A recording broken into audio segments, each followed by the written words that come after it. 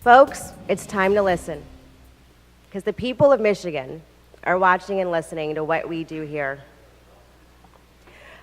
Like my colleagues before me, I also rise in opposition to Senate Bill 353.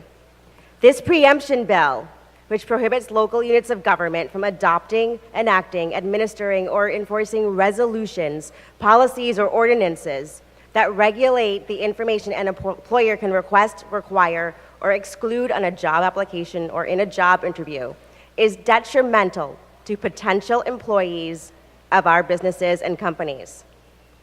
As provided during committee testimony for this bill is directly aimed at prohibiting questions related to previous salary or compensation. By extension, it is also directly aimed at eliminating any proactive measures that a local unit of government to take to positively address reducing pay equity and reducing economic inequality of the people that work in their jurisdictions. These issues of pay equity are real, tangible, and affect all of our residents, the very people for whom we work. If enacted, this bill will serve to stifle the economic advancement of women, people of color, differently abled people, and other traditionally disadvantaged and marginalized people in the workplace. In fact, the only places where there is a higher likelihood of pay equity, that is equal pay for equal work, is within union jobs and certain jobs within the government or military sectors. For everyone else, however, the lack of pay equity is an issue that has significant economic impacts for individuals and families, our communities, and the state.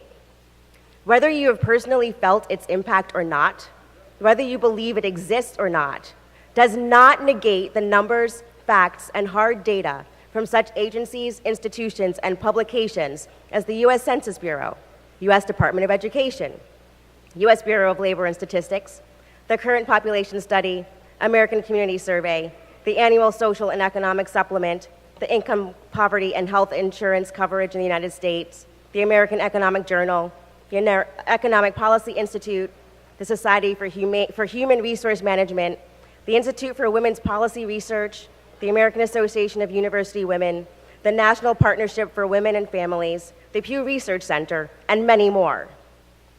The data and facts that these different groups from different sectors indicate that there are significant economic disparities that are based upon gender, sex, sexual orientation, cultural and racial identity, marital status, and parental status, and are across industries, fields, and types of jobs, from the low-skilled labor to the C-level suites.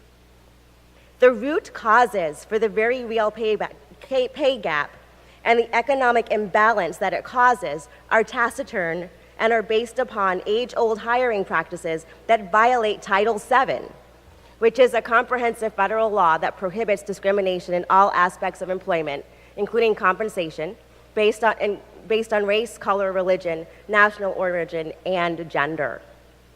Such Title VII violations often inadvertently get repeated and perpetuated by new employers simply because of the way that we conduct employee searches interviews. Senate Bill 353 literally helps perpetuate Title VII violations, whether intentional or unintentional, as it prevents local units of government that want to do the right thing through disrupting and upturning these traditional discriminations for the convenience of maintaining a status quo that prevents workers from economic upward mobility. If one does not have the opportunity to earn as much as one should, as much as one is worth, one does not have the ability to reinvest those missing dollars into your household, into your local community, into your state. One does not have the opportunity to perhaps move out of poverty or further from it. One does not have the opportunity to no longer or to reduce the need for assistance programs. This bill directly and indirectly perpetuates the pay gap, Title VII violations, and harms the very people that we serve.